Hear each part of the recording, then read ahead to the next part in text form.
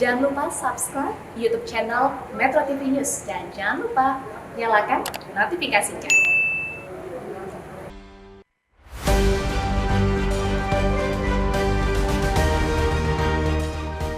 Selamat pagi pemirsa, budaya mengkritik dan menyikapi kritik di tanah air rupanya masih memerlukan pendewasaan.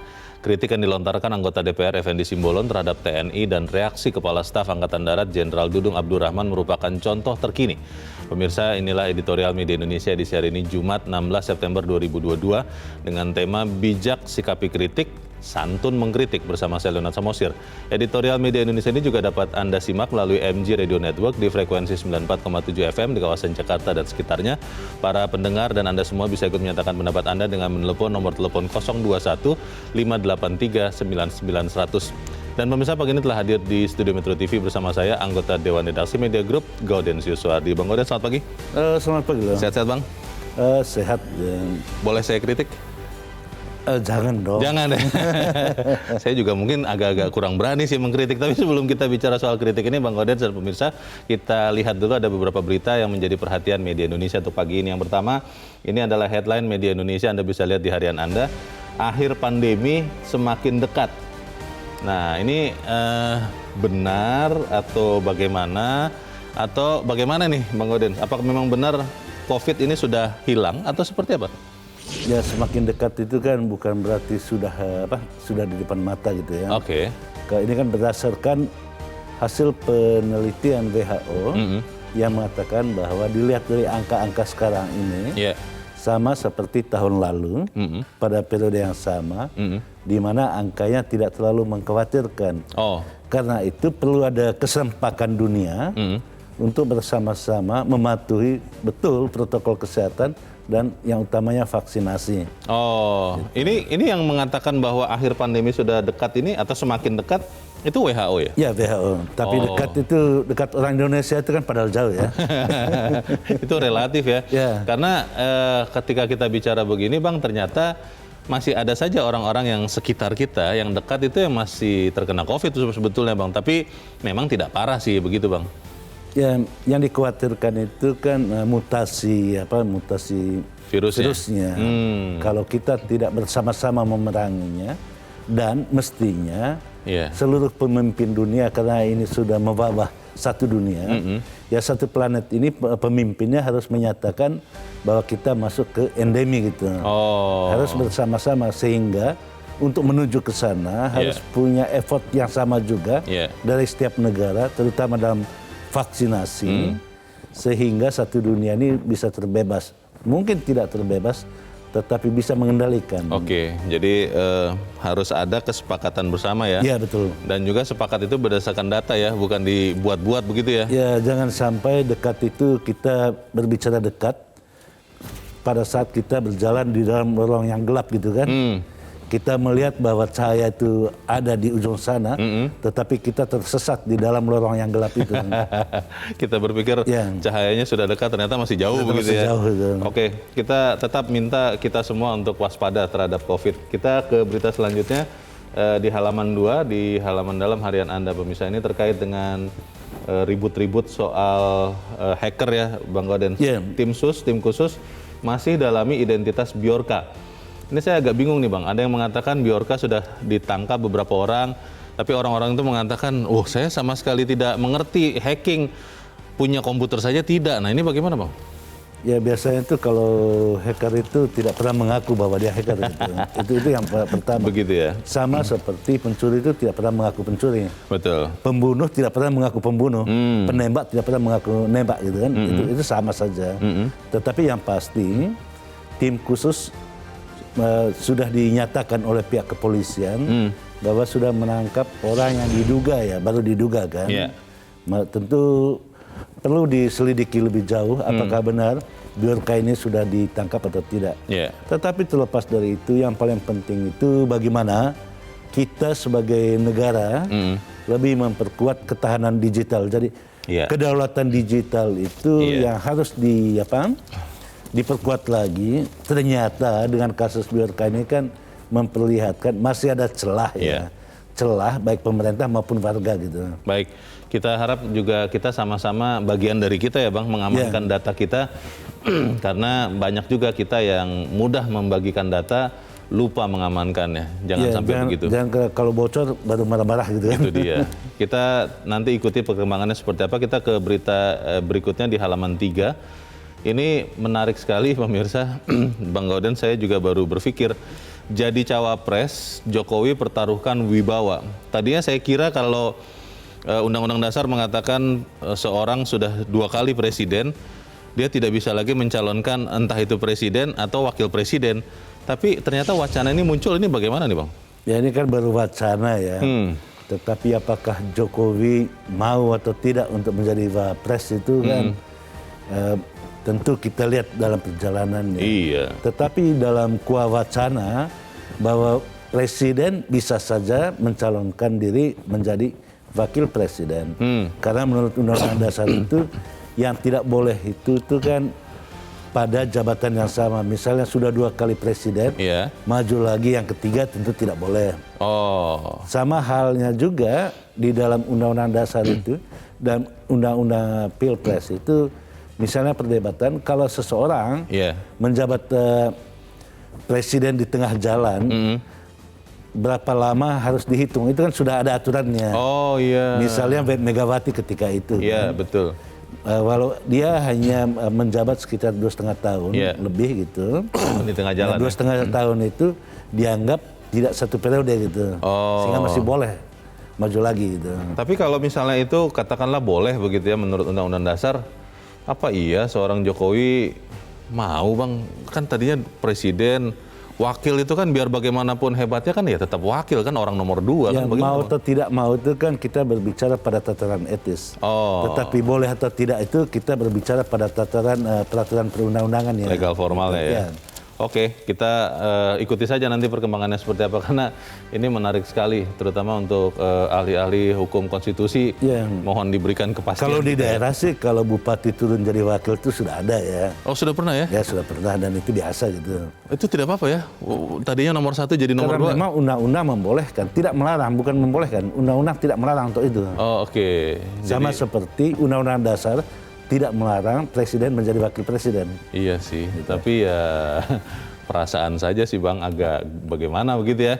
Ya sudah, kita tinggalkan itu, kita ke editorial. Editorial pada hari ini diberi tajuk Bijak Sikapi Kritik, Santun Mengkritik. Ini menjadi mungkin masalah mendasar bangsa ini ya Bang ya. Bagaimana berdebat, berargumentasi, mengkritik itu sering dianggap adalah penyerangan personal, sering membawa perasaan, baper. Akhirnya semua ini ujung-ujungnya harus sesuatu yang bersifat konflik. Bagaimana Bang? Ya, ada 2 hal yang hendak saya kemukakan di awal diskusi ini. Yang pertama itu konsekuensi logis memilih demokrasi itu adalah tentara harus bersedia untuk dikontrol oleh otoritas sipil. Nah, yang kedua, walaupun DPR itu mempunyai hak imunitas, tidak bisa dituntut atas pernyataannya di dalam rapat. Tetapi yang kita harapkan ketika menyampaikan pendapat itu harus berbasiskan fakta. Jangan fakta yang sumir disampaikan menggebu-gebu, seakan-akan terjadi sesuatu yang dikatakan di dalam rapat itu, bahwa terjadi perpecahan disharmoni yang ujung-ujungnya disebut gerombolan gitu. Nah, 2 hal ini yang kita harapkan. Di satu sisi tentara itu harus sadar bahwa ia oleh demokrasi diharuskan untuk tunduk pada otoritas sipil, tetapi politisi kita juga kita harapkan bijaklah di dalam menyampaikan pendapat. Jangan sampai pendapat itu memicu perpecahan, walaupun pernyataan itu mendapat imunitas oleh undang-undang. Pertanyaannya Bang adalah, apakah kemudian peristiwa ini kan sudah selesai ya dengan saling maaf-memaafkan. Apakah kemudian kita tidak belajar sesuatu dari peristiwa ini? Apakah memang benar otoritas sipil itu, masyarakat madani ini memang sudah memiliki posisi yang seharusnya? Apakah kemudian putra-putra terbaik kita di TNI juga sudah menempatkan dirinya sebagai penjaga Republik. Kita akan bahas, Bang Gauden, sebelumnya tetap bersama kami. Inilah editorial Media Indonesia untuk hari ini, Jumat 16 September 2022. Bijak sikapi kritik, santun mengkritik.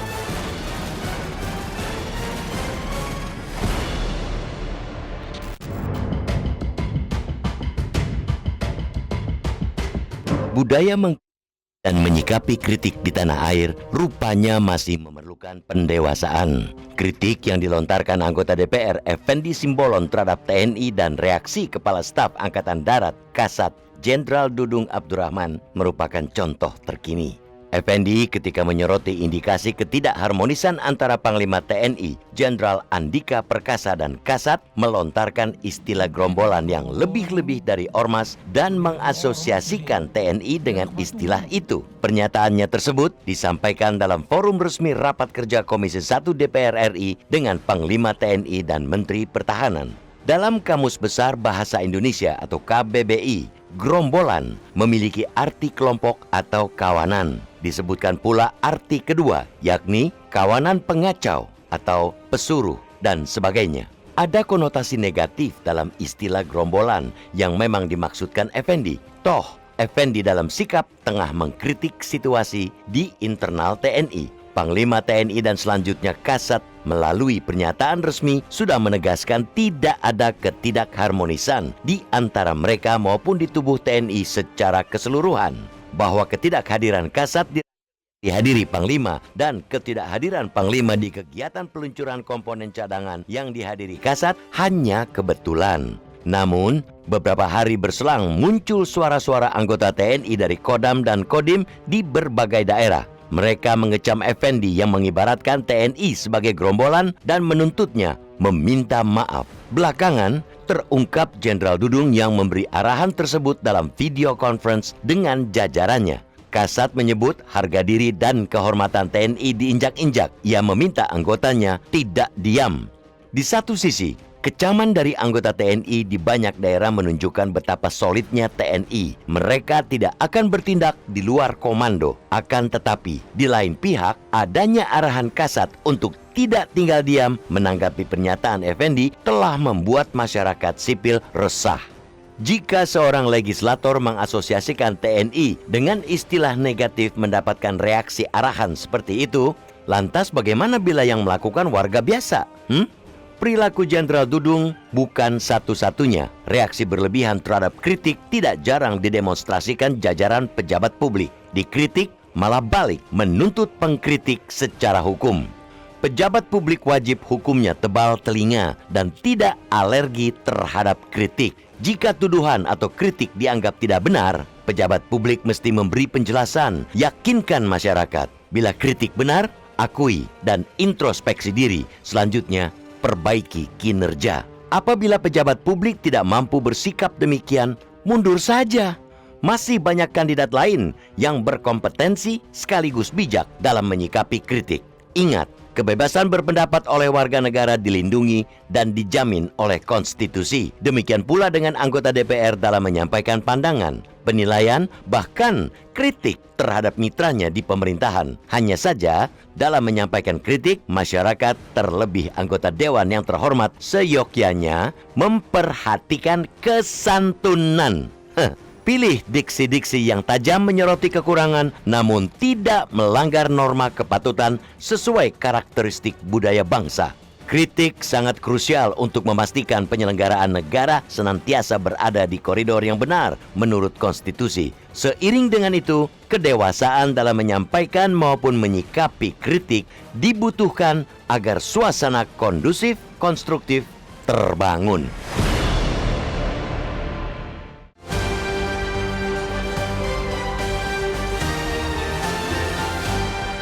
Di bagian berikut Anda bisa ikut menyatakan pendapat Anda terkait editorial pagi ini. Pemirsa, untuk saat ini tetaplah bersama kami.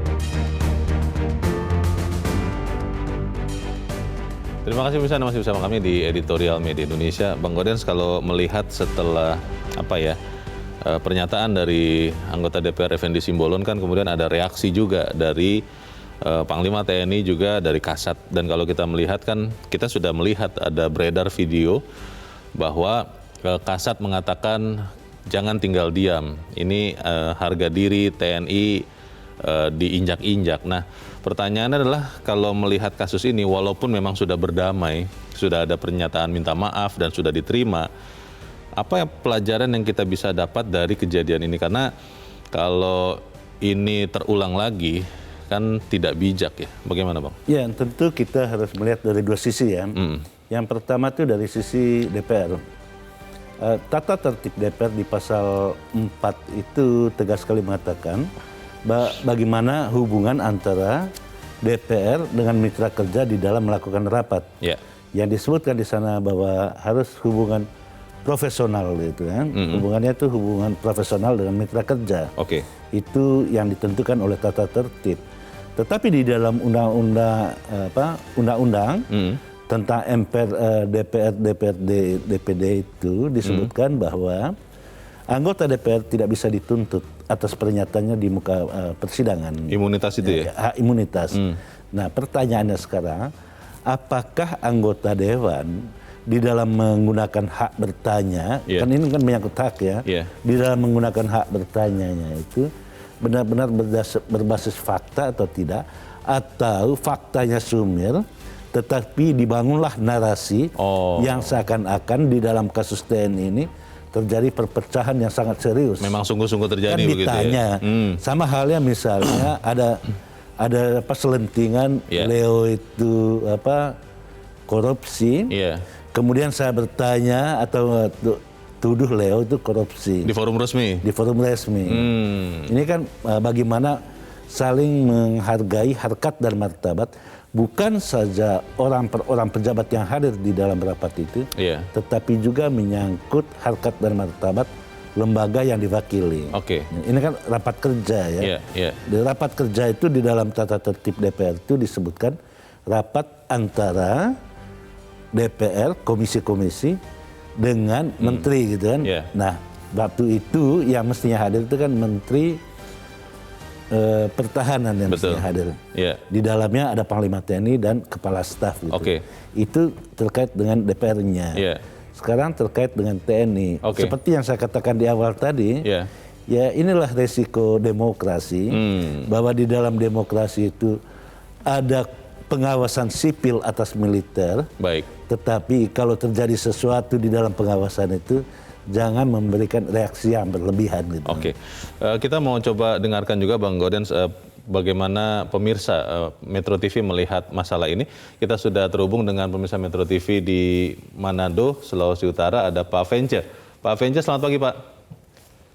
Selamat pagi Bung Leo. Selamat pagi. Ketemu lagi nih Bung Leo. Ya, jadi begini Bung Leo. Saya setuju tadi ada kalimat yang dikatakan Pak Gaudens bahwa ini akibat dari demokrasi. Nah, demokrasi kan mengajak kita membangun secara bersama. Dalam arti kata bahwa undang-undang pasal 28 mulai dari butir A sampai butir K kalau saya tidak salah itu ada satu butir yang mengatakan bahwa kita diberikan kebebasan untuk mengeluarkan pendapat. Saya kira termasuk dengan mengkritik ini. Tetapi aturannya mengkritik itu harus ada etikanya. Itu persoalannya kan. Jangan kita serang seseorang, apalagi kalau kita berbicara rapat antara komisi yang membidangi hukum dan TNI ini. Nah, saya kira begini, Bung Effendi juga jangan terlalu jauh mencampuri urusan rumah tangga orang ya.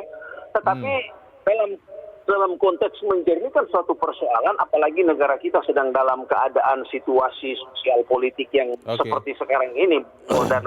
Nah, ini satu komunikasi yang positif antara wakil rakyat dengan lembaga tertentu, dan begitu juga harus membangun komunikasi yang positif antara lembaga dan masyarakat. Nah, ini yang jadi persoalan. Sehingga ingin saya katakan bahwa kalau saya dikritik silakan, tetapi harus memiliki etika. Ini yang jadi persoalan. Kalau sama-sama mengkritik terus menjadi persoalan panjang, ini juga diselesaikan. Ya. Saya kira itu Bung Leo dan Pak Goldensius. Terima kasih. Terima kasih Pak Venca di Manado, Sulawesi Utara untuk pendapat Anda Pak. Selamat pagi. Di belakang Pak Venca ada Ibu Ong Meihua di Jakarta. Ibu Ong, selamat pagi. Bang Leo, selamat pagi Bang Guldan. Selamat pagi, Bu Ong. Assalamualaikum warahmatullahi wabarakatuh. Waalaikumsalam. Bagaimana Ibu Ong pendapat Ibu? Ya. Iya, Bang Leo tak kritik, cakep dan pinter. Wah, itu harus dibuktikan Bu. Oh iya, bercanda biar tidak tegang Bang. Iya. Bijak seorang anggota dewan yang terhormat dalam rapat dengar pendapat Komisi 1 dengan TNI Angkatan Darat. Iya. Kritik boleh Bang membangun, tetapi jangan mencampuri intern TNI Angkatan Darat. Jangan mengatakan gerombolan. Loh, gerombolan itu kan suatu tindakan kejahatan, Bang. Harus dibuktikan, Bang. Kasihan. TNI prajurit kita yang setia dengan NKRI. Kalau tidak ada TNI, bagaimana negara kita ini akan aman, Bang? Sangat kita sesalkan. Lidah tidak bertulang, Bang Leo. Bu. Jadi ucapan itu jangan sampai menyakiti. Bagaimana nanti kalau reaksi daripada prajurit yang merasa tersinggung dengan perkataan gerombolan. Itulah. Jadi mudah-mudahan prajurit ini legowo. Kritik kita terima. Tapi jangan menyakitin, Bang. Sekalipun Effendi Simbolon sudah minta maaf. Tetapi jangan diulang kembali. Sebagai seorang dewan, sebagai seorang dewan yang terhormat dan dicontoh loh Bang seluruh masyarakat Indonesia lah kok. Wakil rakyat, Lah kok seorang anggota dewan seenaknya mengatakan jangan lagi terulang kembali. Kritik boleh membangun negara ini agar baik dan maju, tapi tidak boleh menyakitkan dan menyinggung ikut urusan intern suatu angkatan kita aja. Assalamualaikum warahmatullahi wabarakatuh. Waalaikumsalam warahmatullahi wabarakatuh. Terima kasih Ibu Ong Meihua di Jakarta untuk pendapat Ibu. Selamat pagi. Bang Godens, pertanyaannya begini. Di dalam peristiwa yang sudah terjadi itu, kalau seandainya Effendi Simbolon tidak menggunakan diksi gerombolan, tapi menggunakan diksi yang lain yang tidak menyakiti perasaan, tapi Effendi tetap menanyakan apakah memang benar ada masalah kekurang harmonisan antara Panglima TNI dan Kasat. Karena ada beberapa peristiwa yang hadir Panglima, Kasat tidak ada, Kasat hadir, Panglima tidak ada. Itu boleh apa tidak? Mempertanyakan itu. Karena kan tadi beberapa pemirsa, Ibu Ong salah satunya bilang jangan mencampuri urusan institusi lain. Padahal kan Komisi 1 ini kan Komisi Pertahanan yang memang mitra kerjanya adalah salah satunya TNI. Ya mungkin kita harus katakan jangan terlalu baper lah ya. Jangan terlalu baper maksudnya? Jangan terlalu bawa perasaan. Yang saya maksudkan begini, faktanya itu Kepala Staf Angkatan Darat tidak hadir di dalam rapat itu. Apakah ketidakhadiran Kepala Staf ini serta-merta ditafsirkan bahwa terjadi disharmoni? Ini kan narasi atas fakta yang faktanya sederhana.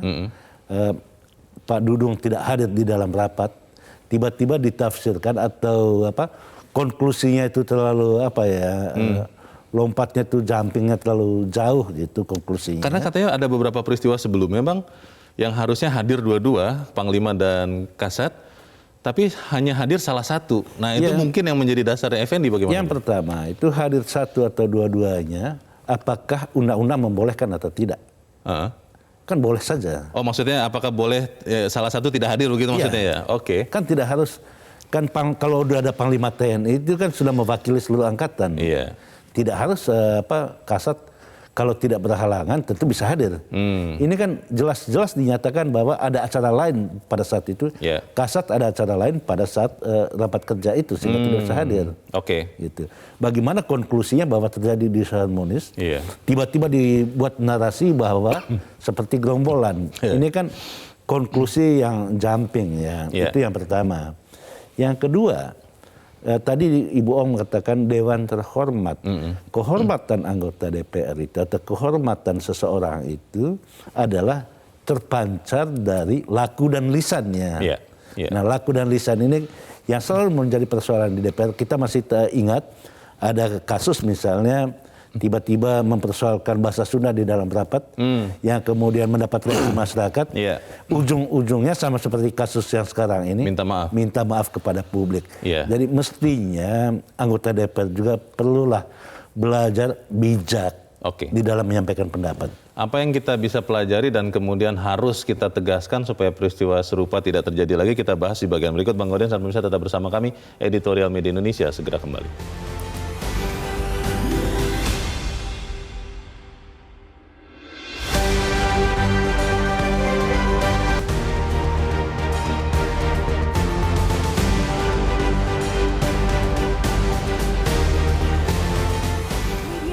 Mengajak Anda untuk mengakses fitur premium e-paper. Dengan sajian konten berbasis intelektual dan meneguhkan kebangsaan, Media Indonesia tampil dengan lebih dinamis melalui e-paper Media Indonesia yang dapat Anda akses kapan saja, di mana saja.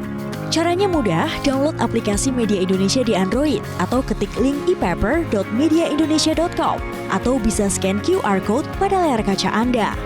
Klik tab e-paper di bagian samping layar tablet Anda, daftarkan data diri, serta pilih paket berlangganan e-paper Media Indonesia sesuai dengan kebutuhan Anda.